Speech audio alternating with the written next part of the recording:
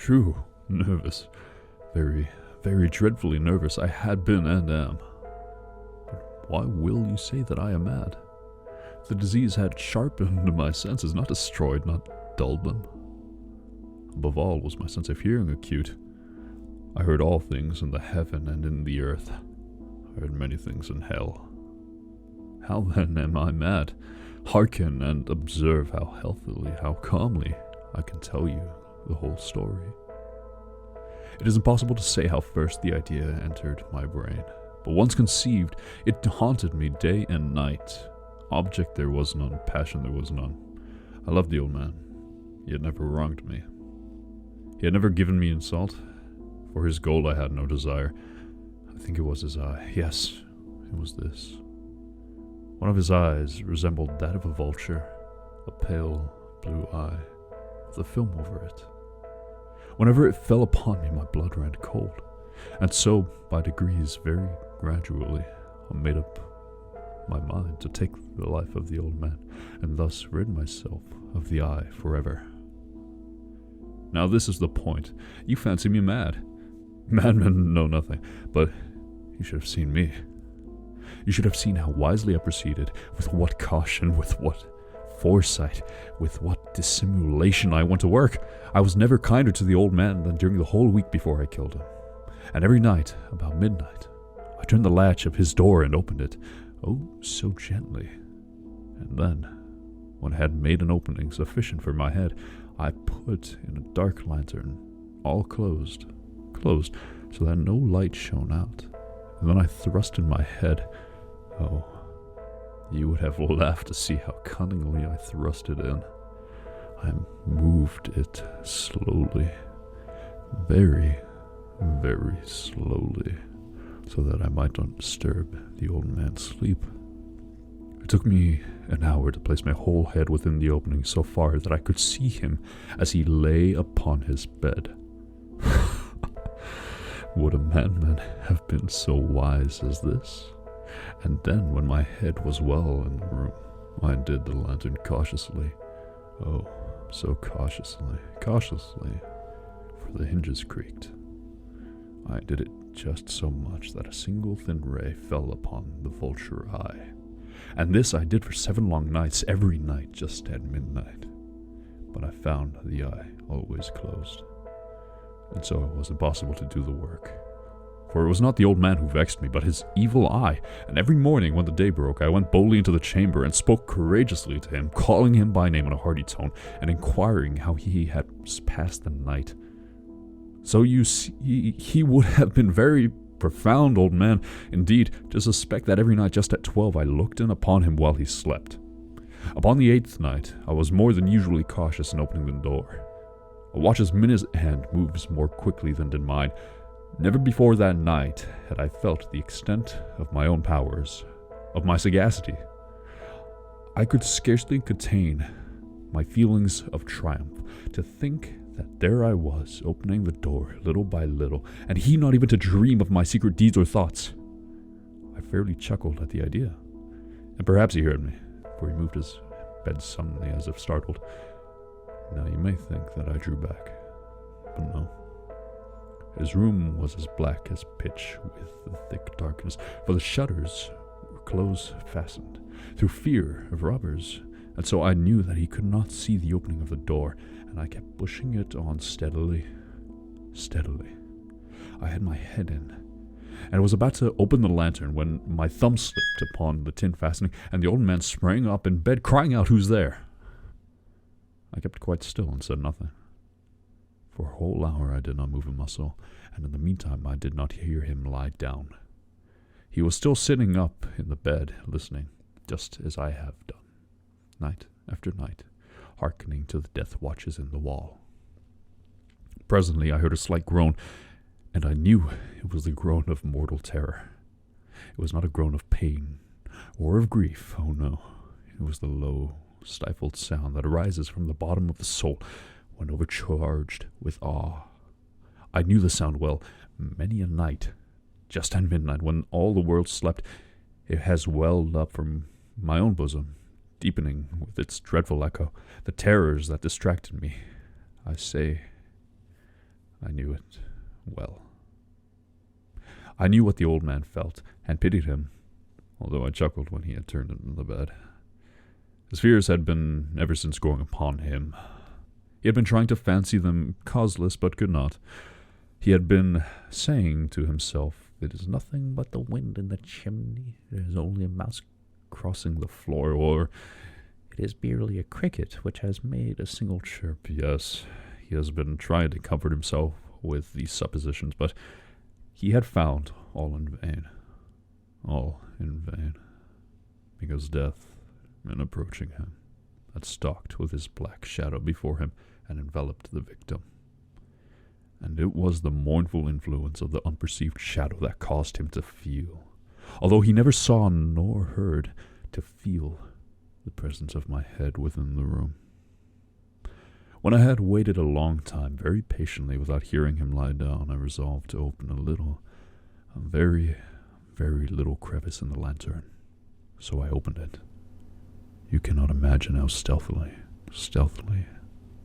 until at length a single dim ray, like the thread of a spider, shot from out the crevice and fell upon the vulture eye. It was open, wide open, and I grew furious as I gazed upon it. I saw it with perfect distinctness, all a dull blue, with a hideous veil over it that chilled the very marrow in my bones. But I could see nothing else of that old man's face or person, for I had directed the ray, as if by instinct, precisely upon that damned spot. And now have I not told you that what you mistake for madness is but over-acuteness of the senses? Now, I say, there came to my ears a low, dull, quick sound, such as a watch makes when enveloped in cotton. I knew that sound well, too. It was the beating of the old man's heart. It increased my fury as the beating of a drum stimulates the soldier into courage. But even yet I refrained and kept still. I scarcely breathed. I held the lantern motionless. I tried how steadily I could maintain the ray upon the eye. Meantime, the hellish tattoo of the heart increased. It grew quicker and quicker and louder every instant. The old man's terror must have been extreme. It grew louder, I say, louder every moment. Do you mark me well? I have told you that I am nervous. So I am. And now at the dead hour of the night, amid the dreadful silence of that old house, so strange a noise as this excited me to uncontrollable terror, yet for some minutes longer I refrained and stood still. But the beating grew. The sound would be heard by a neighbor. The old man's hour had come. With a loud yell, I threw open the lantern and leaped into the room. He shrieked once only. In an instant I dragged him to the floor and pulled the heavy bed over him. I then smiled gaily to find the deed so far done. But for many minutes the heart beat on with a muffled sound. This, however, did not vex me. It would not be heard through the wall. At length it ceased. The old man was dead. I removed the bed and examined the corpse. Yes, he was stone dead. I placed my hand upon the heart and held it there many minutes. There was no pulsation. He was stone dead. His eye would trouble me no more. If still you think me mad, you will think so no longer when I describe the wise precautions I took for the concealment of the body. The night waned, and I worked tastefully but in silence. First of all, I dismembered the corpse. I cut off the head and the arms and the legs. I then took up 3 planks from the flooring of the chamber and deposited it all between the scantlings. I then replaced the boards so cleverly, so cunningly, that no human eye, not even his, could have detected anything wrong. There was nothing to wash out, no stain of any kind, no blood spot whatsoever. I had been too wary for that. A tub had caught it all.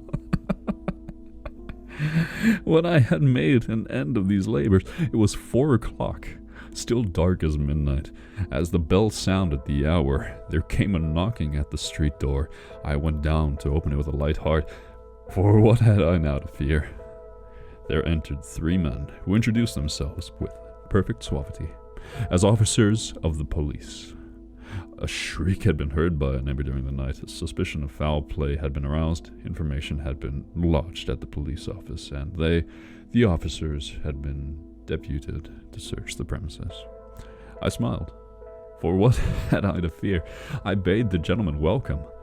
The shriek, I said, was my own in a dream. The old man I mentioned was absent in the country. I took my visitors all over the house. I bade them search well. I led them at length to his chamber. I showed them his treasures, secure, undisturbed. In the enthusiasm of my confidence, I brought chairs into the room and desired them here to rest from their fatigues, while I myself, in the wild audacity of my perfect triumph, placed my own seat upon the very spot beneath which reposed the corpse of the victim. The officers were satisfied. My manner had convinced them. I was singularly at ease, but they sat, and while I answered cheerily, they chatted of familiar things, but ere long I felt myself getting pale and wished them gone. My head ached, and I fancied a ringing in my ears, but still they sat and still chatted. The ringing became more distinct. It continued and became more distinct. I talked more freely to get rid of the feeling, but it continued and gained definitiveness, until at length I found that the noise was not within my ears. No doubt I now grew very pale, but I talked more fluently and with a heightened voice, yet the sound increased. And what could I do? It was a low, dull, quick sound, much as a watch makes when enveloped in cotton. I gasped for breath, and yet the officers heard it not. I talked more quickly, more vehemently, but the noise steadily increased. I arose and argued about trifles in a high key and with violent gesticulations, but the noise steadily increased. Why would they not be gone? I paced the floor to and fro with heavy strides, as if excited to fury by the observations of men. But the noise suddenly increased. Oh God, what could I do? I foamed, I raved, I swore. I swung the chair upon which I had been sitting and grated it upon the boards, but the noise arose all and continuously increased. It grew louder, and still the men chatted pleasantly and smiled. Was it possible they heard not? Almighty God, no, they heard, they suspected, they knew, but they were making a mockery of my horror. This I thought, and this I think, but anything was better than this agony. Anything was more tolerable than this derision. I could beat those hypocritical smiles no longer. I felt that I must scream or die. Now again, hark! Louder! Villains, I shrieked, dissemble no more. I admit the deed. Terrible planks, here. It is the beating of his hideous heart.